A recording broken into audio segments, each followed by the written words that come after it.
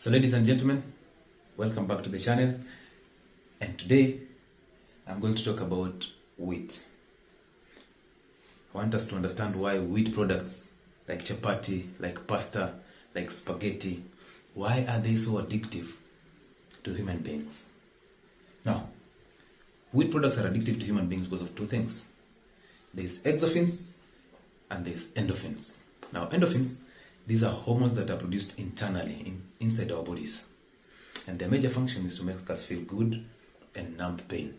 That means when you activate endorphins, what they do inside your body is they give you a feel-good effect. Okay? So, they are very dangerous because that feel-good effect can lead you to addiction. Number two, exophins. Now, exophins are similar to endorphins, but the difference is they are sourced or they are triggered by external factors like food. And this is where wheat falls. Now, wheat contains a product called gluten. Gluten is a protein. And this protein, one, it is consumed by bacteria. And number two, it is the source of every human problem. Humans that eat wheat products. Now, what does gluten do? Gluten gives or is similar to another protein that is called gliadin-derived opioid peptide. Now, this gliadin-derived opioid peptide, is the one that gives you the addiction. It mimics morphine. For those of you who know, morphine is a drug or a synthetic opioid that is used to manage pain or chronic pain in cancer patients, also used for severe pains. And this morphine is highly addictive because apart from it just numbing your pain, it activates your brain to make you feel euphoric, so you feel good. And that's why it's a regulated drug. So synthetic morphine, this gliadin-derived opioid peptide, mimics synthetic morphine. Now that is dangerous. Now, number two, this gluten is highly inflammatory.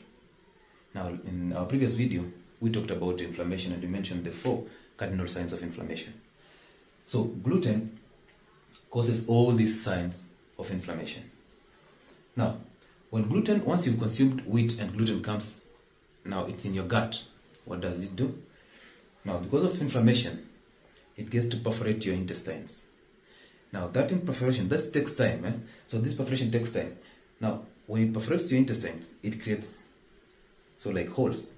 Now, these holes, when you get to consume protein in future, the protein gets sieved into these holes. Now, when it gets sieved into these holes, it gets into the bloodstream and the lymphatic system. What does that mean? When it gets into your lymphatic system, it triggers an immune reaction. And remember, the lymphatic system is our immune store. So once you trigger the immune reaction, now this means you will get skin eruptions, and that's why I keep telling people, when you consume protein and you get a skin eruption, it is not the protein. So there are no protein allergies, in quotes. So it's just that you messed your gut with wheat products, and then this protein got the access to your lymphatic system.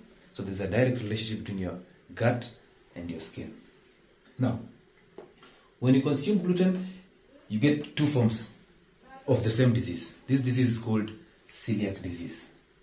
Now, celiac disease is when, after consuming these wheat products, you get diarrhea, you get vomiting, you get abdominal discomforts, the pains, and sometimes vomiting and bloating.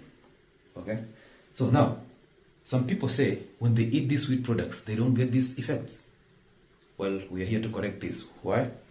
Because there's another condition that is called non-celiac disease. Now, this is just celiac disease, but the difference is it is asymptomatic. Now, this is dangerous because with time, the symptoms develop slowly. And this means you will start experiencing things like migraines later in future. After you eat these products, you get migraines, heavy headaches. Now you get mental disorders, things like anxiety and ADHD and depression. You also get malabsorption. Remember that when you get this celiac disease, you're perforating your intestines, and that means absorption of your nutrients that are supposed to help you will be deterred. Again, you'll have insomnia. Why? Because this is related to the mental disorders, so you lack sleep. If you sleep, you wake up so tired. And remember now again, everything goes back to the inflamed gut. So you cannot absorb vitamin B12 because it's absorbed in the stomach.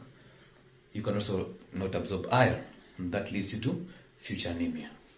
Now, you also get GERD. GERD is the hyperreflux of acid contents of the stomach. They reflex back into your esophagus and then start burning. So you'll have these epigastric pains. You'll have this burning of epithelial cells that line your esophagus, and that could be a future cancer. Now, also allergies. Explaining on these allergies, I already did.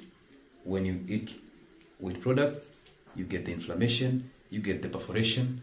Now this perforation allows protein content to leak from your intestines into your lymphatic system, and you get allergic reaction, and you will get all these skin conditions, autoimmune conditions like psoriasis, allergies like eczema. And that's why the major solution to eczema, apart from not consuming seed oils and not consuming simple sugars, you avoid wheat products, okay? All right. Now that you've heard all this, so some people will consume, as I said earlier, some people will consume these wheat products and tell you they don't experience these symptoms. So now you understand this celiac disease developing as non-celiac disease, which is asymptomatic. Also, some people bake their own bread. So they ferment the dough, then bake their bread. Now, fermentation is very interesting. Fermentation grows bacteria. Now, these bacteria feed on the gluten. That means they reduce the content of gluten in your bread or in your chapati. Now, once they reduce the content of gluten, that means these symptoms will be reduced. So you might not experience these conditions. So possibly, fermentation might work in your favor. But you weigh the benefits against the odds. So I guess the odds are higher than the benefits.